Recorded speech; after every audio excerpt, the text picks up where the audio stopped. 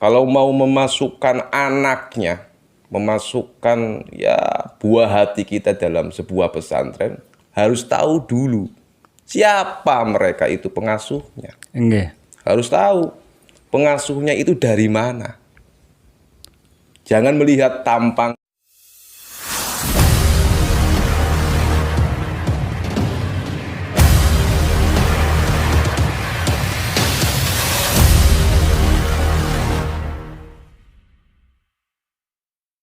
Assalamualaikum warahmatullahi wabarakatuh. Kembali lagi di channel Kula NU, kajian dan ulasan Ahlus Sunnah wal Jamaah Nahdlatul Ulama Desa Selarang Kidul, Kecamatan Lebak Siu, Kabupaten Tegal. Ya, kali ini kita akan membahas tentang berita yang sangat meresahkan di akhir-akhir ini, yaitu tentang munculnya istilah pondok pesantren yang tercoreng dengan adanya oknum dari kaum Wahabi, di mana melabelkan dari berita yang telah ada, banjir beritanya itu melabelkan sebuah pondok pesantren.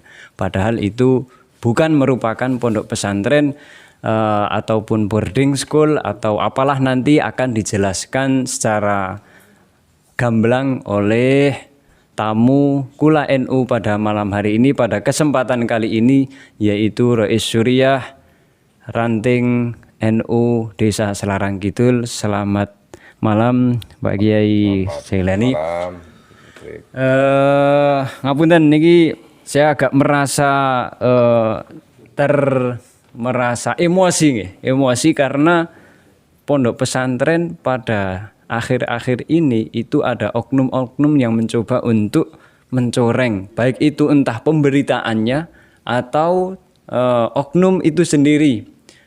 Dia memiliki satu lembaga, entah itu pondok pesantren, entah itu rumah tahfidz, entah itu boarding school, tapi pada kenyataannya di dalamnya melakukan hal-hal yang dilarang oleh agama. Menurut panjenengan pripun niki? Nggih, iki memang sebuah kesalahan besar.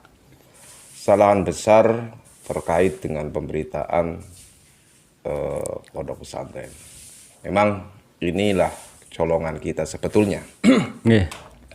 Bahwa minhum ataupun mereka sebetulnya pengen ajaran mereka itu diikuti oleh warga Nahdlatul Ulama, sehingga karena Nahdlatul Ulama itu basicnya pondok pesantren, makanya berjamurlah berbagai macam istilah pondok pesantren, rumah tahfidz, yang dilulukan adalah Qur'aniyahnya. Qur'aniyahnya. Sebetulnya sesuai dengan dawuhnya para kiai bahwa bagi kita, bagi warga Nahdlatul Ulama tentunya harus berhati-hati. Kalau mau memasukkan anaknya, memasukkan buah hati kita dalam sebuah pesantren, harus tahu dulu siapa mereka itu pengasuhnya. Harus tahu pengasuhnya itu dari mana. Jangan melihat tampangnya pondok pesantren Abu Hanifah, namanya nama-nama ke sahabat-sahabatan. Jangan. Tapi lihatlah terhadap siapa itu pengasuhnya. Apakah pengasuhnya itu adalah dari orang-orang kita? Ataukah hanya dilabeli saja mukanya, ruangnya kayak sakar apik, tapi nyata-nyatanya di belakangnya, dalamnya adalah brok-brok. Nah, ini adalah kecolongan kita. Berarti tentang sebenarnya pondok pesantren itu bagaimana? Apakah terlepas dari ini pondok pesantren, ini rumah tahfidz, ini boarding school, ini asrama dan lain sebagainya, yang dilihat itu orang yang ada di dalamnya, pengasuh yang ada di dalamnya, atau sebuah nama? Harusnya adalah yang kita lihat kalau mau memasukkan kepada sebuah pendidikan itu adalah siapa pengasuhnya itu sendiri. Kemudian jelas kesanadan dari pengasuh ini. Pengasuh ini sanadnya kemana, keilmuannya harus kita jeli. Bagi orang-orang tua tentunya harus jeli. Jangan terkecoh dengan sebuah nama, papang nama. Jadi tentunya dari masing-masing pesantren sudah ada menjamur di negeri kita ya. Alhamdulillah pesantren di Indonesia itu membuat pesantren gampang. Nggih. Makanya kan harus juga dari pemerintahan harus selektif betul dalam pendirian pondok pesantren. Nggih. Terlepas dari itu juga, sekarang mungkin ketika melihat dari bagaimana kesanatannya, terkadang di Minhum atau Wahabi, Syiah, Khawarij dan lain sebagainya, di luar Ahlussunnah wal Jamaah, Nahdlatul Ulama, itu terkadang tampilan itu sangat bagus, sangat religius sehingga membuat masyarakat mencintainya. Itu jadi kita tekanannya adalah kepada ya bagi yang belum tahu tentang Nahdlatul Ulama, harusnya bagi kita semuanya adalah harus berhati-hatilah. Hati-hati temenanan, harus berhati-hati dalam memasukkan anak didiknya ke dalam sebuah pesantren. Meskipun itu tampilannya, suaranya. Betul. Kita harus seleksi, tahu mana itu adalah pengasuhnya siapa, kurikulumnya bagaimana dan sebagainya. Dan alhamdulillah sekarang kan ada dunia medsos. Nah itu sebuah ada bagaimana pendidikan itu mengajarkan apa saja. Memang sih mereka itu kan mengelabui kita, mengelabuinya. Cuma kan tanda-tandanya, ya ciri-cirinya mereka itu sudah ya mulai tampak lah.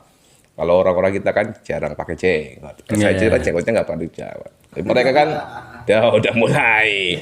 Pakaiannya pun juga ya sudah sama kan. Kalau kita pakainya batik, pakai yang lainnya. Tapi mereka kan harusnya pakai jubah dan lain sebagainya. Mengatakan batik adalah bukan sunnah dan sebagainya. Itu bisa kita lihat ciri-cirinya. Oh seperti ini. Ya nggak usah lah. Nanti kita ke yang sudah masyhur saja pesantren Lirboyo, Loso, Sarang ataupun yang lainnya lah. Tegalrejo. Ya, di Tegalrejo dan sebagainya. Sehingga nggak usah ke yang ayahnya kayak bacaannya bagus kita ikutin. Tapi ya itu pengasuhnya naudzubillah ternyata sampai mau makan anak didiknya sendiri. Itu kan subhanallah.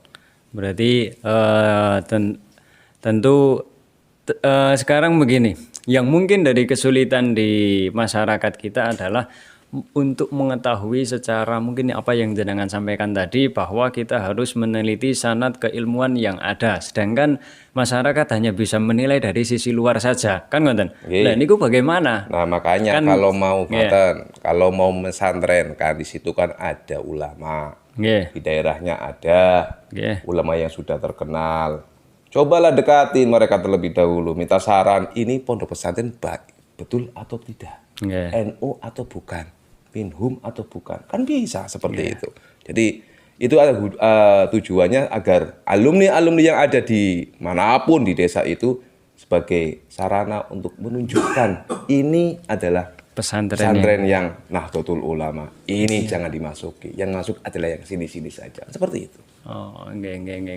Jadi ketika jenengan memiliki putra putri, mohon harus selalu konsultasi terhadap kiai setempat. Kiai setempat insya Allah di desa-desa itu adalah kiai yang sebenarnya atau mungkin biasa sering disebut dengan kiai kampung atau biasa disebut dengan apalah itu, tapi yang jelas harus bisa menjadi solusi dari putra-putri kita untuk memondokkan di pondok pesantren. Jangan sampai kemudian nanti salah dalan, salah alamat, kemudian nanti menjadi korban yang sangat menjijikkan, korban yang sangat meresahkan di masyarakat dan juga mencoreng nama baik pondok pesantren. Nah, sekarang kalau terkait pemberitaan ini yang mengatasnamakan pondok pesantren itu sebenarnya benar atau tidak? Apakah yang semacam itu sudah disebut dengan pondok pesantren atau belum? Ya kalau secara harfiah saja pondok pesantren, cuma kan karena ajarannya menyimpang ya jangan pondok pesantren. Harusnya itu adalah ya mohon untuk yang memberitakan adalah mengatasnamakan pondok pesantren. Hapus.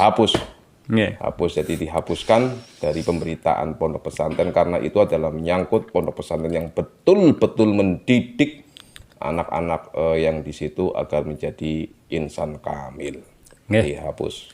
Ya, matur suwun Pak Kiai Jailani atas Sami-sami. rawuhnya di Kula NU. Semoga bisa memberikan edukasi yang sangat bermanfaat terhadap semua masyarakat di Kabupaten Tegal dan masyarakat umum luas pada umumnya. Matur nuwun sangat. Kurang dan lebihnya mohon maaf. Terima kasih yang selalu mampir di channel Kula NU. Semoga tetap bermanfaat, selalu memberikan edukasi yang sangat berpengaruh terhadap masyarakat Nahdlatul Ulama. Jangan lupa subscribe, like, dan komen yang membangun. Kurang dan lebihnya mohon maaf. Hadanallahu wa iyyakum ajmain. Wassalamualaikum warahmatullahi wabarakatuh.